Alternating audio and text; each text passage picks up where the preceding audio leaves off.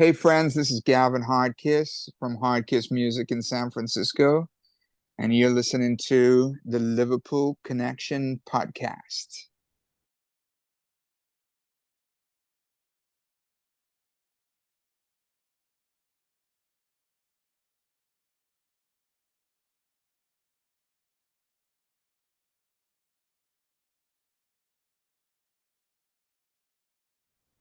Hi, everyone, and welcome to another episode of the Liverpool Connection Podcast. I'm Daz.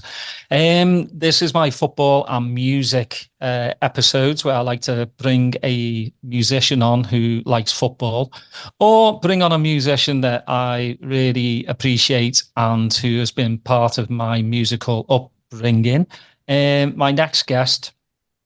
He's not a football fan per se, but he has been to some games. He has supported some teams and he's been dragged to a few matches. So we'll have a good chat with him. But it's Andy Smith. He DJ'd and was part of Portishead with touring and helping them with samples and snippets.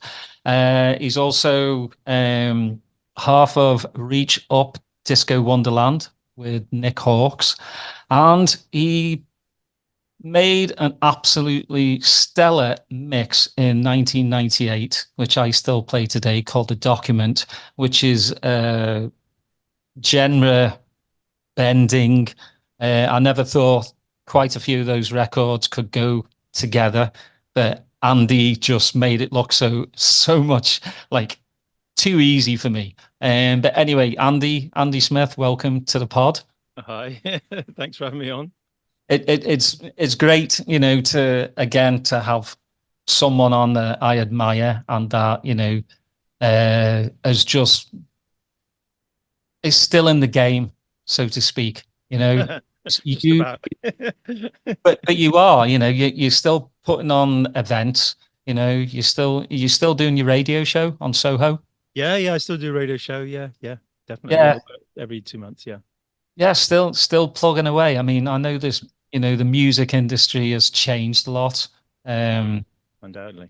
where you'd make somewhat kind of money. Now it's really pennies. I'm glad like Bandcamp came along because at least they appreciate like the artist and the artist actually gets some of the money. But I want to go back to your musical roots. What was playing in your house as a kid? Oh, as a kid, well, yeah, it definitely didn't come from my parents, I don't think, because my mum liked Cliff Richard, uh, Mm. and the Shadows. Well, this is a really weird thing I always tell people. So, like, Apache was obviously a big b-boy record by the Incredible Bongo Band. I probably heard the Shadows version of Apache way before I ever heard the Incredible Bongo Band version, which I think is kind of funny. But the great thing in our house though was that the radio was always on. So, since I can remember in the car or being at home, the radio was always playing. Radio One would have been playing in throughout the 70s is when I started kind of becoming aware of it. And so they would play the kind of big hits of the day, and that was a solid kind of grounding in kind of big records that became pop records. And I think the charts, which are, I don't know what they are now, I don't really follow them anymore, but the charts I found fascinating from the mid 70s when I got into music into the 80s, and then I kind of lost way a bit with it. But the things that would get into the charts was just so random in those days, and I think that was just a great thing to just have on in the background all the time. Well, I think like, all you need to do is kind of look at Top of the Pops. Growing up, I mean, it was a very family thing where, I know in my household, everyone would get together and watch Top of the Pops, but it was, I mean, you couldn't see a more bizarre program in your life. I mean, I saw the other day, like on YouTube, I like to look back on, some of the 70s, 80s Top of the Pops, and you've Mm. got, Combine Harvester was number one. The Words was fantastic. Yeah. And you just go in, back then you're like, oh, that's brilliant. And now you're just like, how on earth that gets a number one? because that was the thing. I think back then a lot of novelty songs would reach number one. So I mean, my mum was an Elvis fan, massive Elvis fan. But then I had my dad, who was Black Sabbath, AC/DC, Deep Purple. So it was like, he did all the guitar stuff, and then I'd have the rock and roll of Elvis. So I got this really mesh of heavy metal and rock and roll, which, kind of put me on the way to, I like every genre. It doesn't really matter if the music like speaks to me. I'm good, that, and I think that's the way it should be. Yeah, I think another pivotal moment for me when I think about it is, I think in 1976, we bought a new hi-fi system at home. There was always a hi-fi system in the corner, and in '76 we bought a new hi-fi, and for some reason we got this a fairly good deal on this hi-fi. Bought it in Clevedon, just down the road from Portishead, the place, and it was cheap because it was a turntable and a tuner. No cassette deck. We had to buy a separate cassette deck, but it had an 8-track machine, and it was like 8-tracks were. I know 8-tracks were bigger in America than they were in UK, but 8-tracks were dying by '76, '77. Nobody really wanted 8-tracks anymore. But we had this hi-fi with an 8-track, and I don't know where, but from somewhere somebody gave us a load of 8-tracks. So I do remember having, Stevie Wonder 8-tracks, Ike and Tina Turner, so soul stuff on 8-track. I had to wait for it to go around to the next program so you can fast forward it. So I do remember that kind of stuff being on in the background, but that wasn't intentional. That I went out and got Innovisions on 8-track. It just suddenly turned up one day, and it's like, oh, we've got this player, sticking this Stevie Wonder. So that was great as well. Imagine having a Ford Capri with an 8-track. My uncle did have a car with an 8-track in it, yeah, and there was just 8-track tapes all over the car, where you can look for 8-tracks everywhere.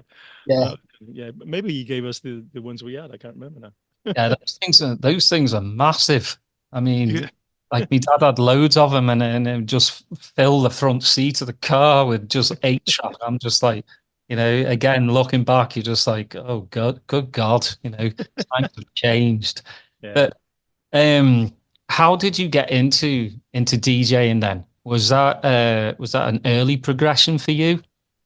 I'm not sure how I got into it. I mean, I was into music for like I say, the music was on in the background, so that was always there. But the time I heavily got into music and was aware of buying records was probably 1978. For a while, it was just buying kind of punk records, and also disco records and pop records, I guess. Blondie and poster of Debbie Harry on the wall and all that stuff. Gary Newman, I was really into Gary Newman. I saw the other week actually, and so I was into probably music for about a year, and then me and my mate Nick, who I still DJ with now, who we were great friends at school, and we seemed to be the only kids at school in 1978, I guess, who were aware of DJ culture. I mean, all my other friends were into heavy metal, or by 79 two-tone, maybe mods, but nobody was aware of DJ culture. But we actually were. We used to read James Hamilton column in Record Mirror. Debbie Gopi did a disco page in Smash Hits, I think, which had beat per minutes on. It had beat per minutes on. We were studying beat per minutes on Debbie Gopi's disco page in 1978 without really understanding what it was all about. But we were just fascinated by it. Plus, we had school discos. There was a school disco crew called the Crazy Psychedelic Shack, who would wheel in their mobile disco setup with the lights and everything into our common room of our school, and would play records, and it would be a mixture of obviously pop records of the day, and some AC/DC for the heavies and Stranglers for the punks, and obviously disco records. And me and my friend would just watch and just be in amazement at the way that they put these things together. I don't think things were mixed, particularly well. They didn't even have very speed decks, but it was just fascinating the way you could just keep the music rolling, without any gaps, and that just fascinated us really, as it does to this day. Yeah, I had a really good conversation with Greg Wilson. Oh yeah.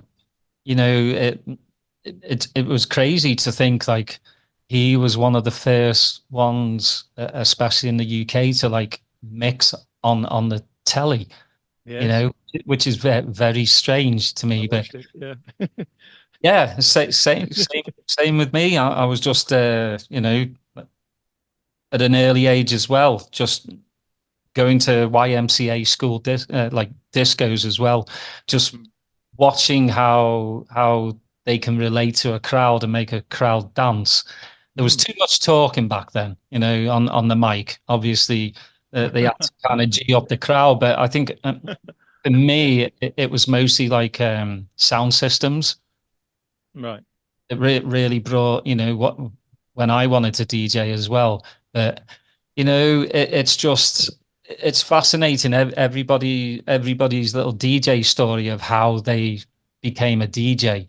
Um, so when was the first time like you bought decks? Because obviously, you know, Yeah. techniques really expensive. They still are. So Yeah. Well, the first thing, bizarrely, me going back to me and Nick again, we the first times we DJ'd was with just with two hi-fis and no mixer, and we just had a one hi-fi each, and we'd go, I'm turning it down now. Bring yours in. That so the DJ with two separate hi-fis with speakers next to each other on different setups. Then I probably in about 1980. 80 81 I bought your classic Citronic disco decks with your remote deck starts and all that with static speed. They weren't very speed, and I did kids discos. Me and Nick again, we used to do kids discos on a Saturday afternoon for the kids just running about, and we'd be playing hits of the day. I'd actually record the top 40, taking out the DJ, and then underneath I'd have a cassette deck, and I'd play it off of tape and pretend I was playing a record because kids didn't notice anyway, because I couldn't afford all the pop records at the time. And so so I had the disco decks for a fair while, and bought my first Technics in 1986. I actually went into the shop. I worked in a club. The first club I ever worked at was a club in Bristol called Misty's. I didn't get paid much. I got paid like something like £26 to do Friday and Saturday. Nothing really. I got free records from the record shop, with cheap records from the record shop nearby. But I basically worked in there, saved up for about 8 9 months to go to the hi-fi shop across the road. So I worked the latter part of 85 and 86. I went in there to buy, because there wasn't. I don't think there was really any DJ shops. I had to get my Technics from a hi-fi shop. So I went across the road, and with my first lot of money to buy my first one. It's like, I want to buy an SL 1200 because I knew what they were then, and I'd seen other people using them. I want to buy an SL 1200, and the guy was like, "Well, you sure? Because there's a black one it's just come out," and he showed me a black one. I'd never seen a black one. It's the first time the SL 1210s had ever been out, and then I was like, "Oh no!" I'd had in my mind I wanted to buy 1200s for a year or so, and then all of a sudden they had a black one. So I was like, should I get the silver? Should I get the black? So I got the black ones because I'd never seen them. They just look different, and I've still got them today. that's insane, and they probably still work really, really well. Yeah, they're still going. Yeah. I've been serviced a few times, but they still work. Yeah, it's 1210s are just the best. I'm pretty upset that I sold mine like years and years ago just to upgrade to like CDJs, and I kicked myself over and over again. It's just because there's nothing like vinyl. There No, really is. Because no. I just think like with vinyl, it's not just the record itself, it's the artwork that goes into it. You know, I just think having music on a USB stick is a bit, you know, plain and demoralizing sometimes. You know, there's nothing like I used to play a lot of like the raves and having to carry a full record box across fields. You know, my back doesn't miss it, but it's just a great feeling. And but spending time in a record store, you know, maybe spending 3 4 hours there and going through all these records and then maybe only buying one or two. Was that kind of because for me it's really easy within the first 30, 40 seconds. I know if I'm going to like the rest of the track. Are you kind of the same? Oh yeah, I can tell less than that. Yeah, yeah. Yeah. I, Yeah. I play a record and I think if it doesn't excite me in the first 10 to 15 seconds, then it isn't going to excite somebody in the crowd. Yeah. That's what I've always kind of said. Yeah. I I'll do totally something. agree with you. Yeah. Yeah. But are you the same also though? You'll go to these record stores and you just spend hours there and then you come away with one or two and the owners just kind of look at you like, Well, I work in a record shop now, so I don't have to do oh, that. So I'm in a record shop every day, pretty much. Well, 5 days a week now. Um, so I get first dibs and all the stuff that comes in. So it's great. But yeah, I mean, since 1978, I mean, I pretty much went in record shops every week of my life. I would always, I go in the cheap section, get cheap stuff. When I couldn't afford it, you get all the cheap bits. Go straight to the when because that was the time when every department store had a record department. Woolworths, Boots, Menzies, all these places, Debenhams, they all had a record department, and they'd all sell stuff off cheap once it had gone out of the charts, or it didn't ever chart. But that wouldn't mean to me that it was a bad record. I mean, I got some great records that never charted that I still play now, like big disco records that never got in the top 40. If they don't go in the top 40, then Debenhams would think they're rubbish. So they just stick them in the cheap bin. And I was, always going through picking up Rick James or something. Or, I was really, even in the late 70s, I was aware of, because I'd read these magazines and I wouldn't always know the tunes and until I used to record some radio stations on independent local radio in UK, like religiously. I got cassettes even now of radio stations that would be playing soul they used to call it funk, but it was kind of disco at the time. So I had a pretty good knowledge, but even so I would know the names or I'd know the labels. If something was on, I don't know, Excalibur or Caliber, I go, oh, well, that could be a disco tune, and check it out and get it cheap, and it was all right. Well, most of the time. yeah, I used to always love those 45 bins.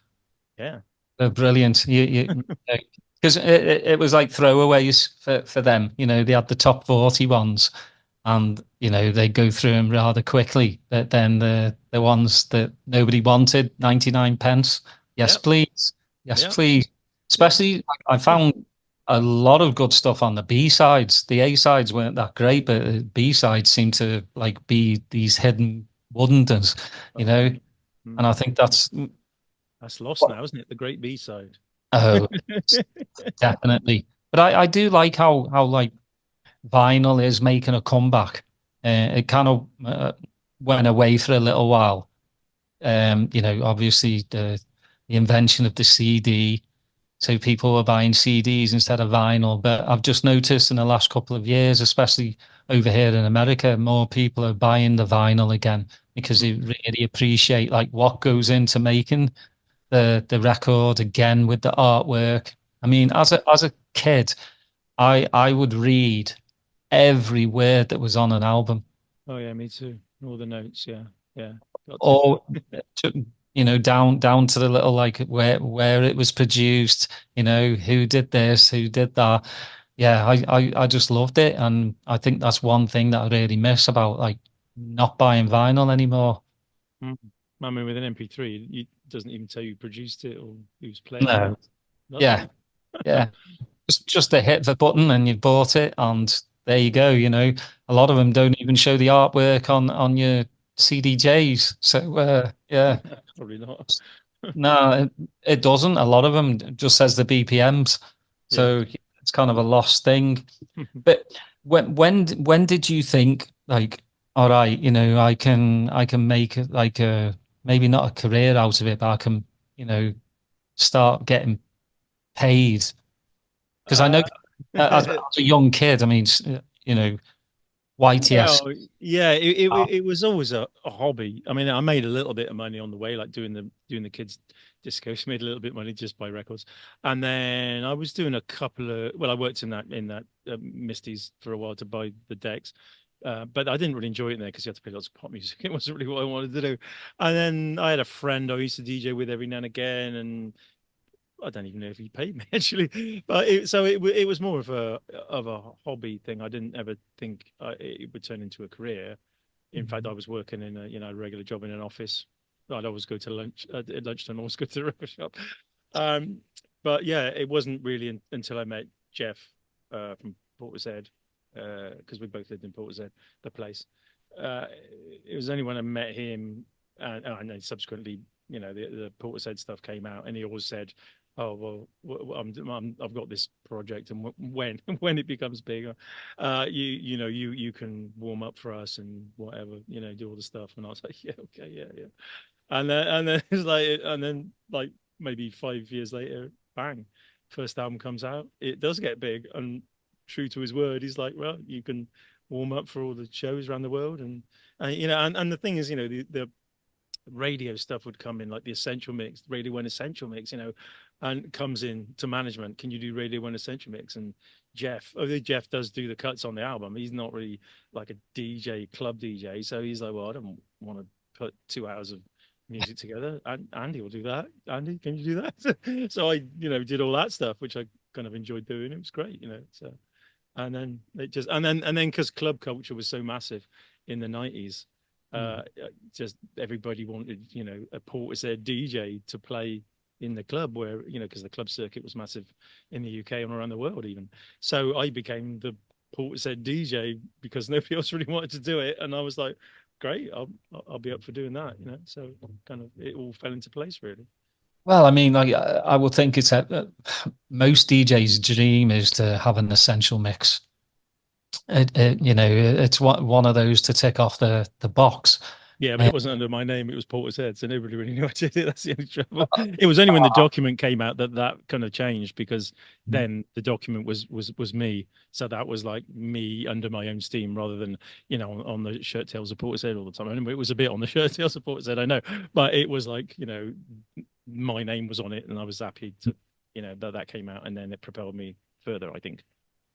I mean, with before we chat a little bit about the footy, because I do want to know about Bristol City and being dragged to matches by your mates. But with Portishead, you were with them for the first 2 albums. I actually remember I went to the show when you played here in Austin at the Austin Music Hall, and you were put in the corner. And we're all there, and I always like to show up early because I always like to hear the band before, but I'd heard a DJ was playing, and what came out of those speakers, I literally was just gobsmacked, and I mean that in all honesty. I was just like, this is the music I want to hear, because it wasn't just hip hop, it wasn't just soul, it wasn't just funk, it was all combined. And I'd never really heard that before. Obviously, I've heard hip hop DJs and all that, but I'd never heard somebody put it together so well as yourself. Cheers. Well, it was meant to kind of highlight the influences of Portishead, really. So the soundtracks, and it was great. It was really amazing just to hear some of those soundtracks so loud on a great sound system as well.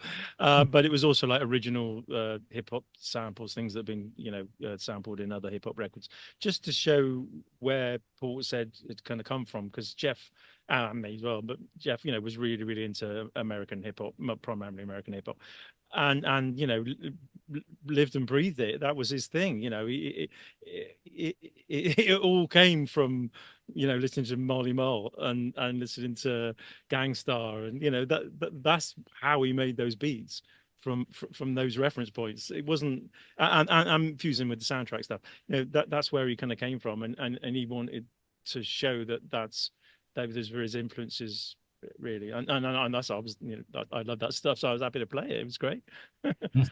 I also remember the show because somebody had thrown a Barbie doll at Beth, and really? Beth just looked, and she just was like, what's this for? And I remember her taking the head off the Barbie and throwing it back in the crowd, and I was like, absolutely brilliant. I mean, it's just one, you go from like listening to yourself DJing and then going to Portishead and listening to them, and it was just so well done. Because sometimes when you go see bands, the band playing before is totally different, so it's not like a smooth transition. But between you playing and then Portishead playing, it was as smooth as you can be. But I think with and I've seen some interviews with Jeff and stuff, and with Adrian as well. Just the trip hop label kind of got stuck on them. They were like the poster with Massive Attack, the poster group for trip hop. And I definitely know with the third album, they wanted to get away from that, because it seemed like anything from 80 to 105 BPMs was trip hop back in the day. So I can understand why, they wanted to get away from that. But I mean, for you, like, were you helping them with the album, like with the samples?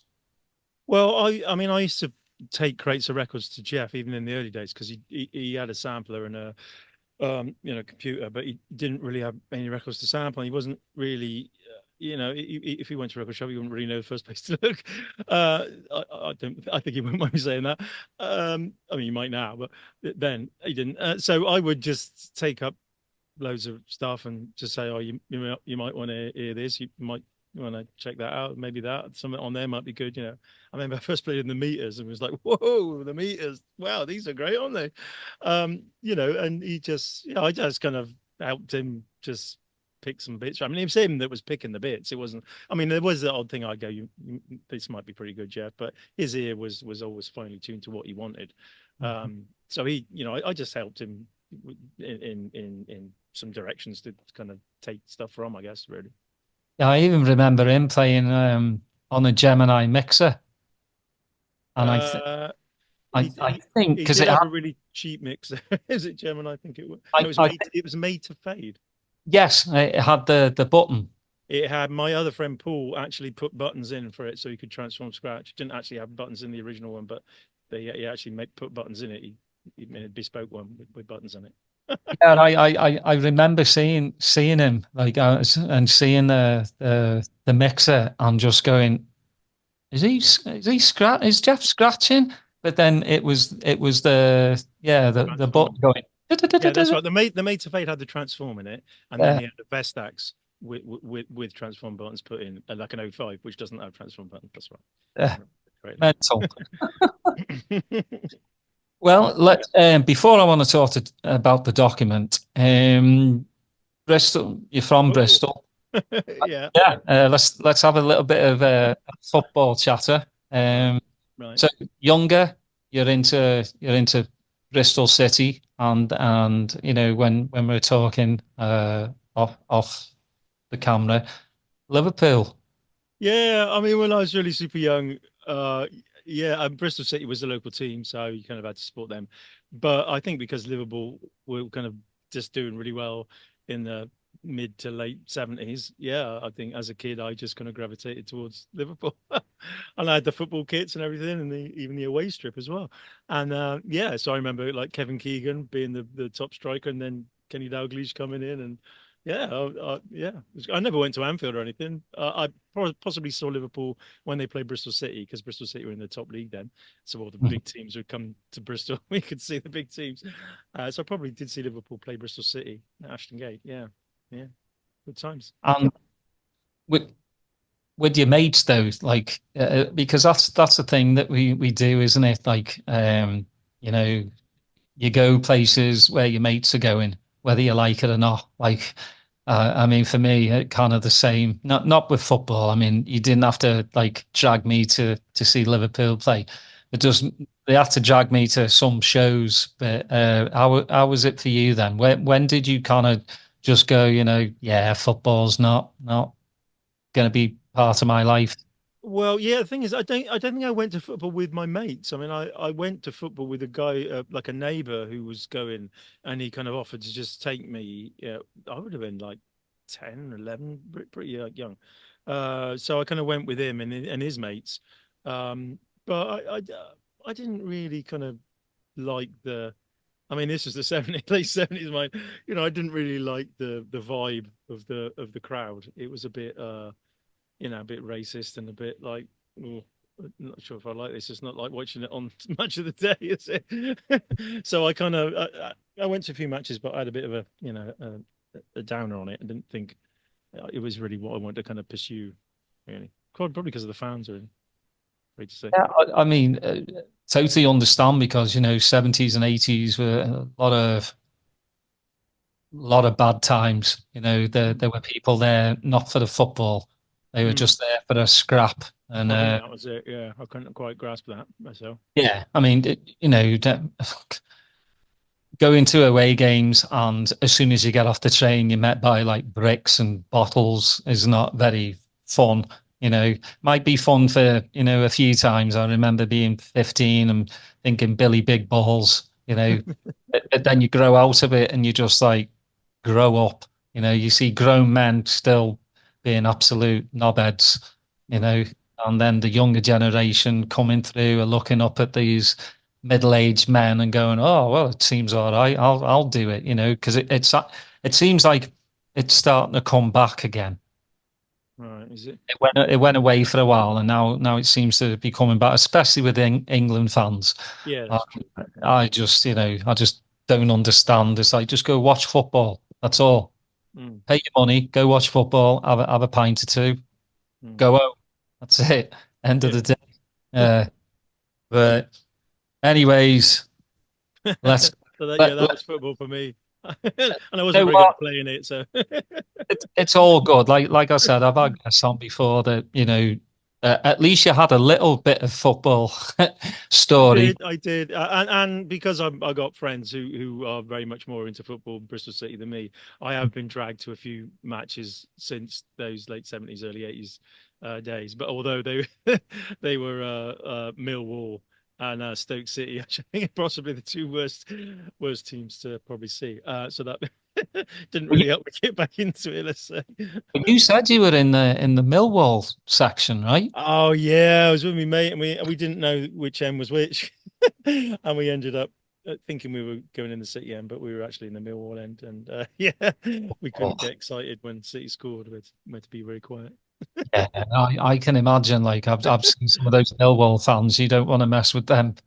No No, chance. even the Yeah, ladies, unbelievable. no, none of it. Even the kids. Yeah, Yeah, you mind your P's and Q's, but yeah. Well, let's get on to the document because again, how did that all come together? I mean, obviously, you did the essential mix yeah, beforehand, right? yeah. And then was it just because it got signed obviously to a major label? It Um, did in America, not the UK. yeah, Um, which is like mind-boggling as well. I mean, just just yeah, just because of like your roots in the UK, you know. yeah. So, I I mean, mean, it got put out by the same label as Go Beat in the UK, but it was signed by London Records in New York. Yeah, and that all happened because I did after a gig in Boston, I had to do a radio station called WFNX. They invited somebody. Could somebody from the band come and do DJ on this show? And that became me. So I just ended up doing it, and it was funny because we were driving to the radio station because it was a bit out of town, I guess, and they were just playing this like hard techno, and I was like, I don't really play anything like this. I'm not going to be playing anything like this. No, no, it's cool. You do your thing. You do your thing. So I get on there. I mean, luckily, then maybe there was like the news on, so I didn't go straight out the techno. But then I went on and just did my mad thing, playing just all kinds of crazy hip hop and the Beatles and Jimi Hendrix and whatever. And yeah, and I always remember somebody came in like knocking on the door, uh, and I was like, came to talk to me, and they were like, "Yeah, the switchboard's going crazy," and I said, "Oh, sorry, yeah, should I stop? I mean, yeah, if it's not really what people want," and they were like, "No, people are loving it. People are loving it. Carry on, carry on." So I was like, "Oh, great, this is cool. They're kind of liking it," and and that show was recorded, and the FFRR actually did like bootleg cassettes of it, and they were actually sending it to places where Portishead were going to be playing on the tour to promote the Portishead show, so they get played on other radio stations, I guess. I don't know if it was. So that kind of cassette had a bit of a buzz going about it, and then a guy called Neil Harris, I believe it was, from London FFRR, one of the head guys there, just kind of stopped because he used to come to many of the shows. Just kind of had a chat with me after one of the Portishead gigs and said, do you want to do this as a proper release? And I was like, wow, yeah, that would be fantastic. And although I tried to license the Beatles and Jimi Hendrix and all that, which I didn't get, it took me a while to whittle it down to stuff that was licensable around the world as well. But when there was enough stuff, yeah, I did it. That's what I was going to ask you, like how long from start to finish? Because, obviously a mix album can either go from usually 15 to 20 records. How do you dwindle that down? How many mixes did you do before you were like, this is the one? Well, there is I don't know if you know, but there is, I found during lockdown, I believe, I found a recording of one of the first demo versions that I sent to them, which I put out on CD. I buy it on CD. And it's got about, it's probably got about 50% of stuff that did get on the final one, like Tom Jones is on there, and some of the hip hop stuff's on there. But there was a lot of other stuff, the Beatles, for example, which obviously couldn't get cleared. But I just wanted to give him well, I think he wanted an idea of what I would do in a 74-minute kind of CD length. So yeah, so that was one that I gave him, and then we went from there trying to license stuff. But it probably took quite a few rounds of here's another 20. Oh, we've got 4 of those. Here's another 20. Oh, we got 5 of those until we had enough. I mean, and to be honest, it's not even that long a mix. It's only like 36 minutes long. So yeah, we probably didn't get as much as I wanted to do, but I managed to extend it out and make it long enough. I don't think people realize it's pretty short. Yeah, I wish it was longer. I think people don't realize, like, again, this day and age, you can get on SoundCloud, Mixcloud, and put out a mix. But to put out, properly, like, licensed and everything, you've got to go through all these loopholes, and you've got to get, permission from the record company. A lot of them. I mean, how does that work then? Like, does the major label that you put it out on give royalties, or is it basically like these artists going, they're going to be on a mix? Yeah, that's fine. Because I know. I think royalties should in theory have filtered down to the artist, but whether they did, I don't know. Yeah, but it was because it came out worldwide. That was another issue. There was like Lalo, it's going to be Lalo Schifrin track on there at one point, but it couldn't be licensed for the whole world, so it can only be licensed for America. So it's like, oh, if we put that on, they're going to can't put it out in America, can't put it out anywhere else. So that had to go. Well, there was some tracks were like that where we couldn't get worldwide, but they in the end there was enough to go on there that were worldwide. So that was lucky. Did you think it would be as successful as it was? Because no. I love that. I love that answer, that quick answer. No, I mean, it's something that obviously you took time to do, to mix, and you do have people that are like always who really don't understand the art of DJing. They call, they'll say they're not musicians, but to me, you're using 2 turntables to manipulate the track, and you're turning it into something else. How because again, to this day, I mean, again, 98, that's a long time ago, and I still listen to it. My mate still listens to it. I know loads of people still listen to it, and every time I listen to the mix, it's like I always hear a little bit something different that I missed the first time around. So for you to not think it was, going to be a success and then it is, you've got to be like, job well done there. Oh, I was immensely pleased with the way it sold, and like I say, just propelled my name and my career, like, well, to you now. It was fantastic. Yeah, I mean, I know it was off the back of Portishead, and they've obviously pushed it off the back of Portishead, and Portishead were big and were touring, and I was DJing to a lot of people, because I was DJing to everybody who came to see Portishead. So over the world tour, uh, I guess I reached a lot of people and my name, I saw a few posters recently, and my name was actually on the bottom of a lot of the things saying Portishead with DJ Andy Smith. So I guess, I hit a lot of people. So I think there was a hunger for anything that was to do with Portishead, I guess, at that point. So I managed to ride that. And as the first track was essentially one of Jeff's unused kind of beats, like it was like, I kind of like that the first track is a Jeff Barrow, GB Beats is a Jeff Barrow thing that he made before, well, as he was recording Dummy probably, and then it sort of kind of went from there into me kind of doing my thing. So I kind of like that trajectory kind of thing. Yeah. Well, So there was a bit of Portishead kind of in it, bits of Portishead in it. yeah, which is fine. Yeah.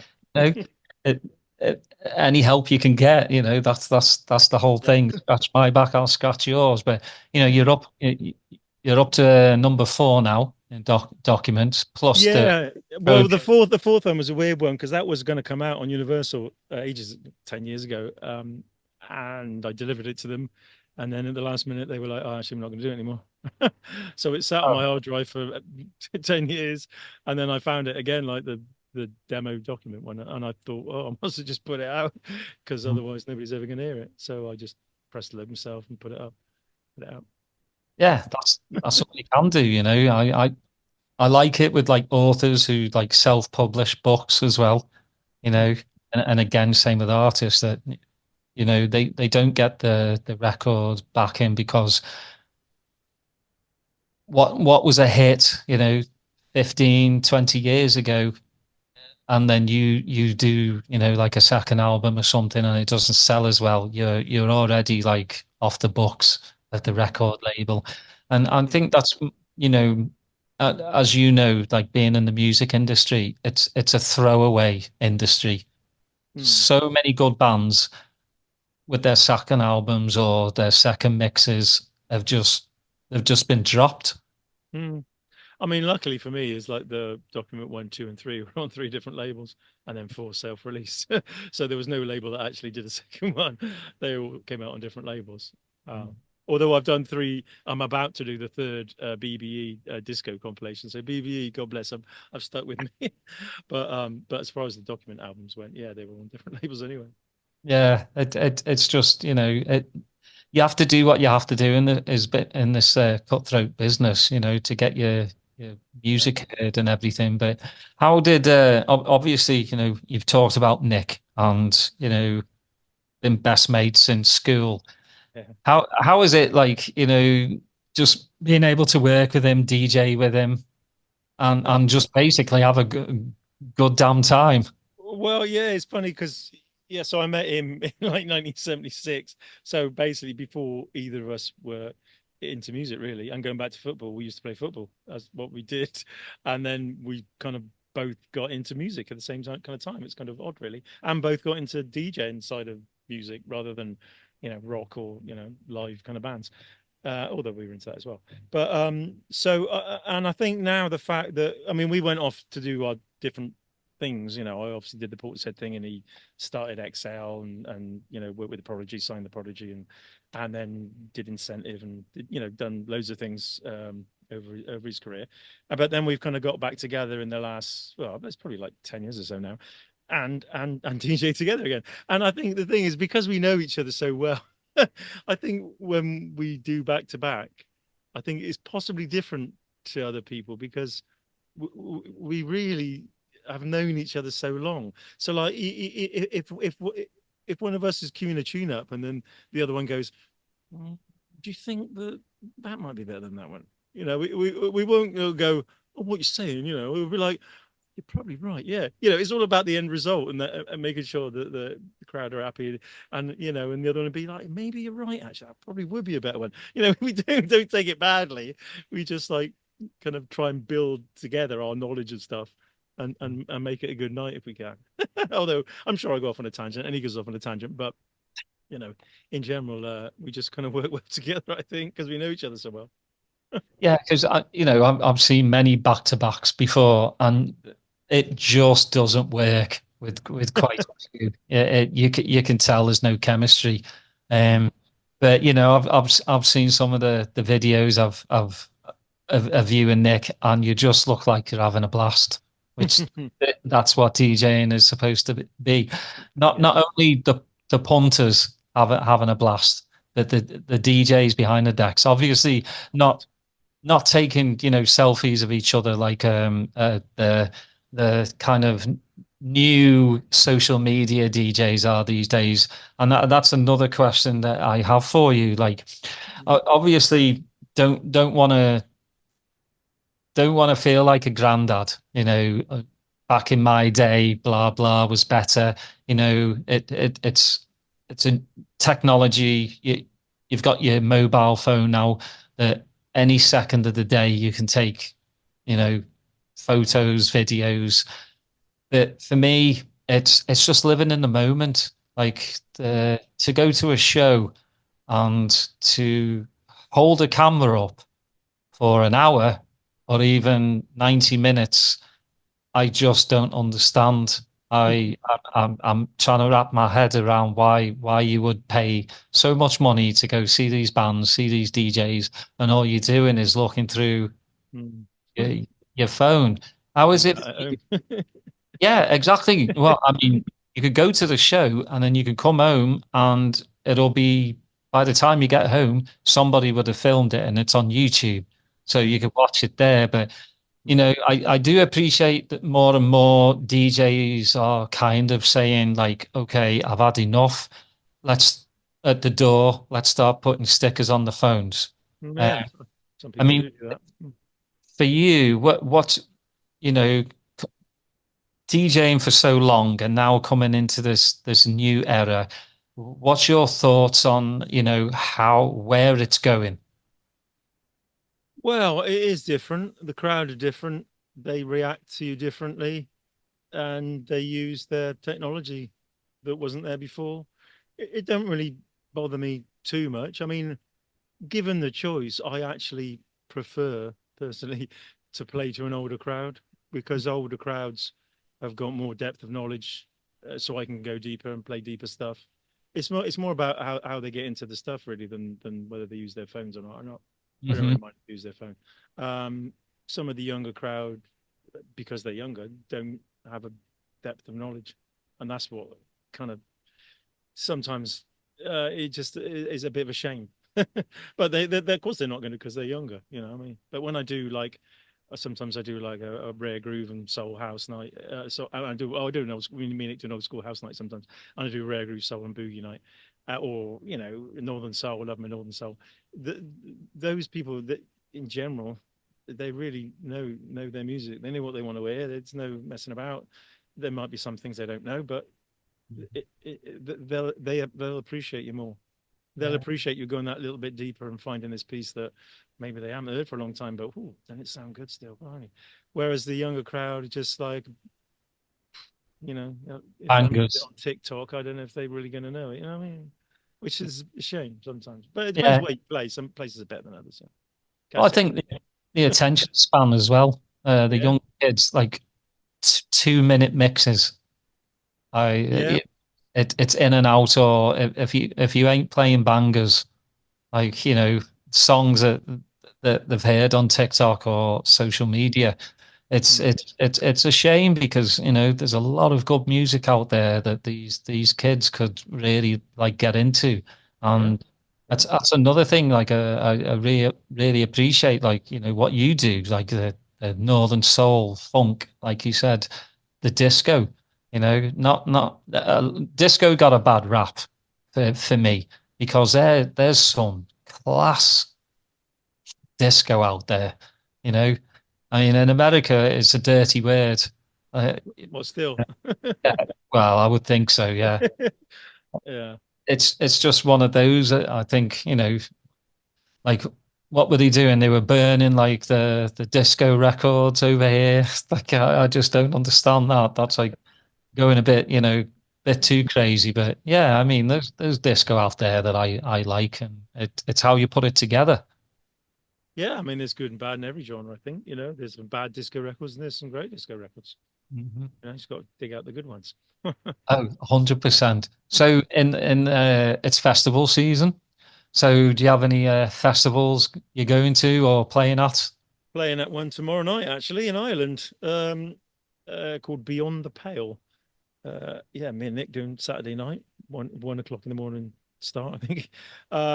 But and there's a couple of others. We've done a few already, one or two already, and we've got maybe a few more to come. But yeah, we luckily we managed to still do a couple of festivals, which yeah, we both kind of enjoy doing that. They're different to club gigs, but as long as it doesn't rain, Yeah. they're good.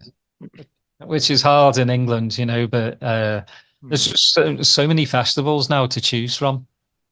It's Well, yeah, mental. I think a lot are having problems, financially, but yeah, at the minute there's still a few running. Yeah, yeah.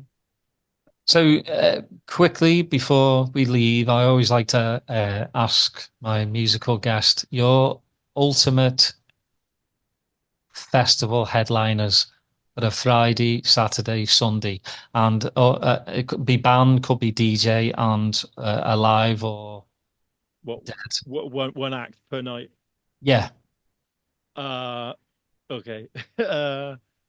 Okay. So Friday night, uh, Gangstar with Guru risen from the grave. If that could be possible. We're supported by Rakim. Saturday night, Scratch Bastard DJing for 6 hours, and Sunday night, Gregory Isaacs risen from the grave again. I'm afraid.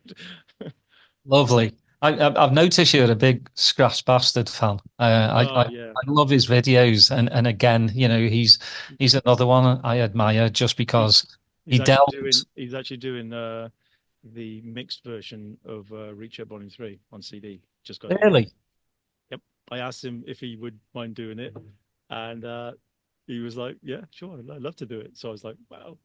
So yeah, I gave him all the tracks. It's been a while coming in, but it arrived a week before last, and it's been put together now. So yeah, the CD will be one CD unmixed tracks, and the mixed CD will be Scratch Bastard. Ah, brilliant. Hmm. Well, He on loves that, it. if anyone wants to check out Andy's music or mix CDs, you can go to djandysmith.com. Andy, it's been an absolute pleasure. Again, when I do these pods, they go by so quickly. Uh, I'm already looking, it's already after 50 minutes, and I'm just like, because the conversation flows. It's just, Yeah, again, yeah. I'm very happy that you came on and you. Oh well, I'm glad I did, because when you first asked, it was like football. I thought, oh, it's going to be too football centric, and I'm not really, the biggest football fan. I mean, for example, it was the Euros, and I went out with my wife for a meal on Sunday. I didn't even know the England match was on. Isn't that terrible? But got into a pub after and it's like, oh, there's an England match on. I was just finishing. Oops. Thank you. I must pay more attention. It's all good. Like I said, even if it's a smidgen of football, there's still loads to talk about, like musically. So I really appreciate you coming on. Please, everybody, like and subscribe, put your notifications on, and we will see you next time.